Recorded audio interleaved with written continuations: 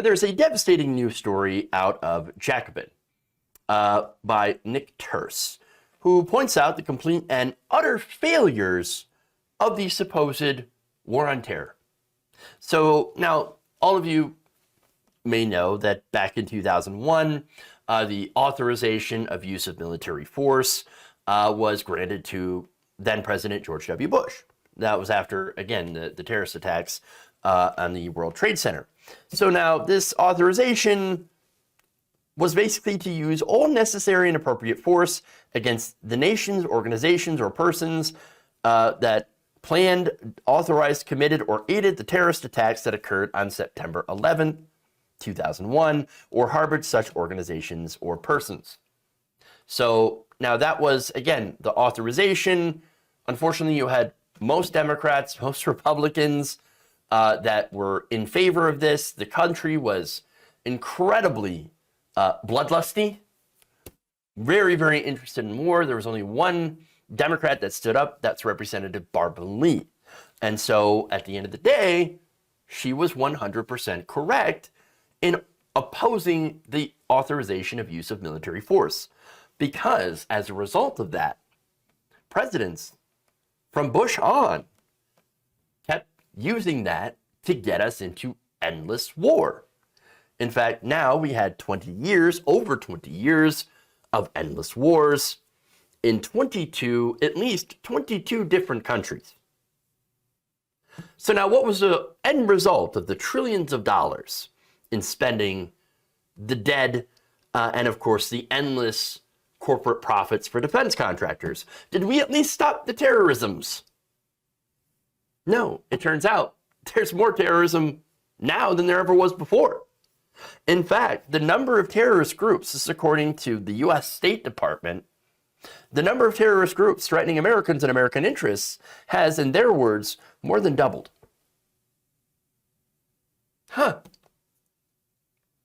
fact, the State Department had counted back in 2001 about 32 foreign terrorist organizations. After 20 years of war, around $6 trillion, and nearly 1 million corpses later, writes Terse, the number of terrorist groups, according to the congressionally mandated report, stands at 69. Not nice. Not nice at all. Weird. It's almost as if endless war means more terrorists. Just creates more terrorists. Not less. Weird. It's very, very strange. Very strange. In fact, the United States military is in places like Niger, Djibouti, in order to support attacks, of course, in Somalia and Yemen. So we're in places in countries in Africa. These bases are supporting ground missions and airstrikes in Afghanistan, which we're not supposed to be in, Iraq, which we're not supposed to be in, Libya, Pakistan, Somalia, Syria, Yemen, on and on. It continues. It continues. Now, that authorization has also been called on to justify what they consider to be support for partner armed forces in 13 other countries. Now, the thing is, support oftentimes means combat. There's basically no line here. The line, or at least if there is a line, it's incredibly blurry. Because you could have people, soldiers there on, oh no, we're just doing support and advisory roles, and those people are seeing active combat. In fact, according to Stephanie Savell, Brown University's Costs of War project, in many cases, the executive branch inadequately describes the full scope of U.S. actions. Oh, gee, really? Really? And I'm not talking down to Savell here. But no, really? Oh, the executive branch not getting into the full scope of our actions. Very surprising. No, not at all. Not at all surprising. Now, she also reported that in other cases, the executive branch reported on support for CT, or counterterrorism organizations, operations, but did not acknowledge that troops were or could be involved in hostilities with militants. A couple of examples here. In October 2017, after the Islamic State ambushed U.S. troops that were in Niger, one of 13 AUMF support nations, killing 4 American soldiers and wounding 2 others. U.S. Africa Command claimed that those troops were merely providing advice and assistance to local counterparts. Very strange that they're there and that they're involved in fighting the Islamic State.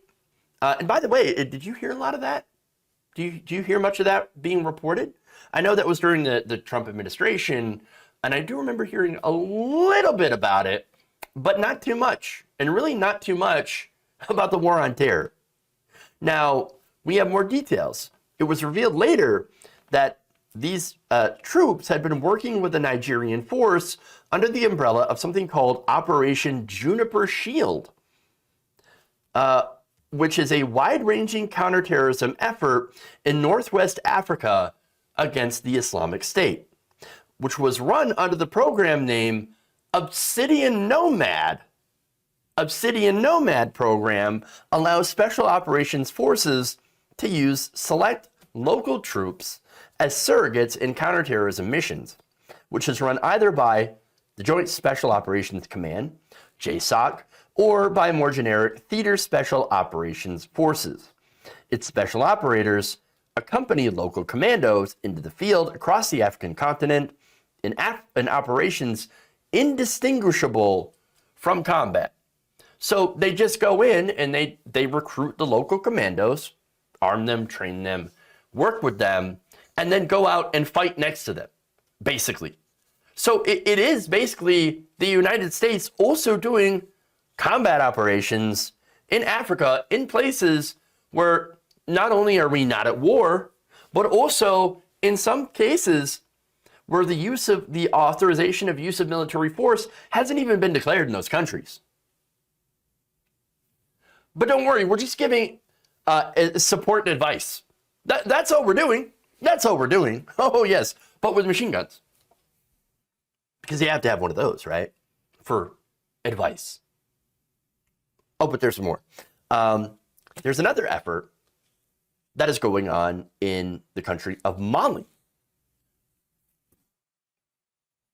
And as Savelle notes, no administration has ever actually cited the 2001 authorization of use of military force when it comes to Mali. But both Donald Trump, the supposed anti-war candidate, by the way, from the right wing, laugh at that, and Joe Biden referred to providing counterterrorism support to African and European partners in that region. Guys, they're both the same on this issue. There is no anti-war movement in this country at the political level.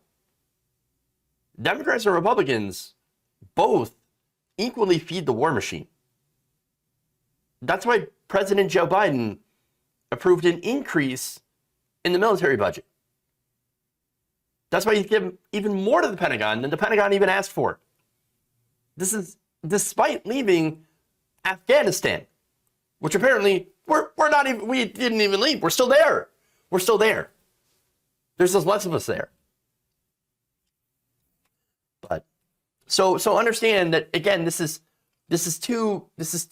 both parties that are taking part of this, that are doing the militarisms. And so again, like Trump, Biden is massively in support of doing more endless war. They both are. And again, we shouldn't be too surprised at Biden, honestly, because Biden had supported the Iraq war in the past. And again, as I just mentioned, they increased the military budget.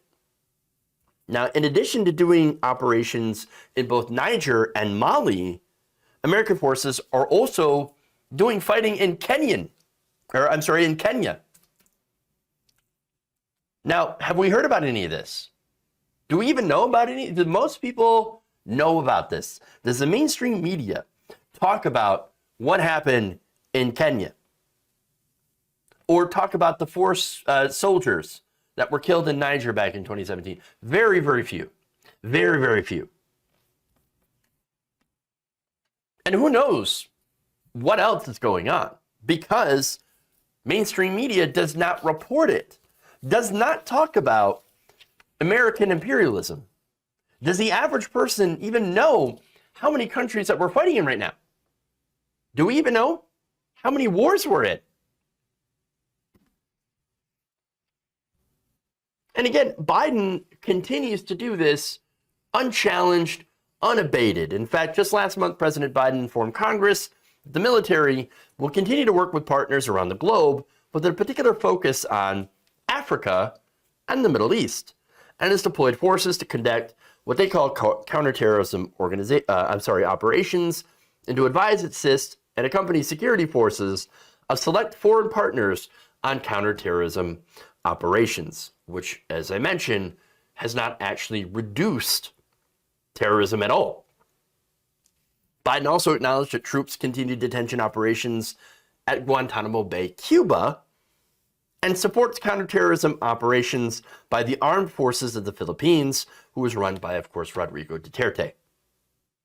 Biden's also making sure the U.S.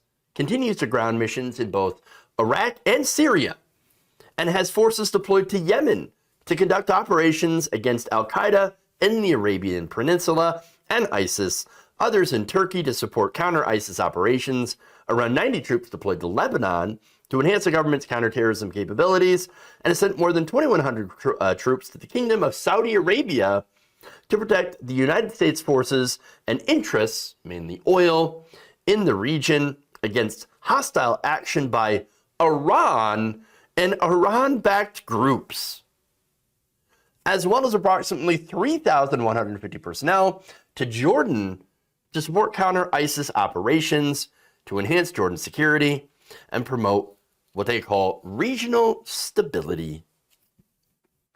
And yet, all of that, and 20 years, over 20 years of doing exactly what we're continuing to do right now, over 1 million dead, $5.8 trillion spent. What has happened? We made more terrorism. There are more terror groups now. More terror groups. And that's not by accident, by the way. That money is going into somebody's pocket. Somebody's getting rich. And that's why it continues to happen. Now, again, I can point at some of the people that are getting rich, obviously defense contractors.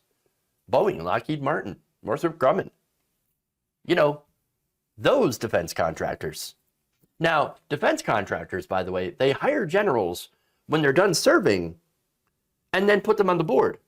So that's going to encourage people who are in active military in these positions of power to go and continue doing endless war, promoting the use of endless war, promoting these weapons, promoting these strikes, promoting these bombings and so-called counterterrorism operations, because it makes them money.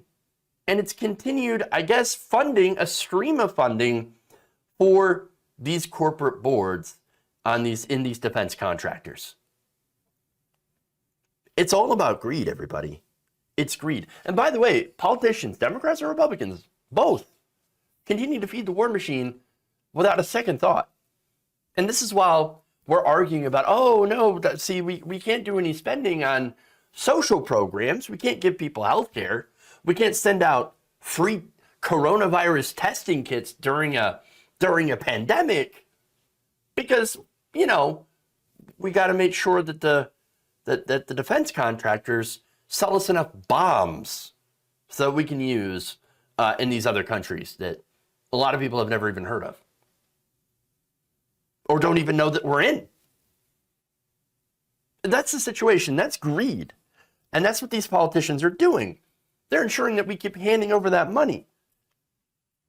And these corporations, their entire profit model is based on how many people the United States government can kill overseas. This is literal blood money. The more weapons we buy, the more wars that we're in, the more profits they end up making.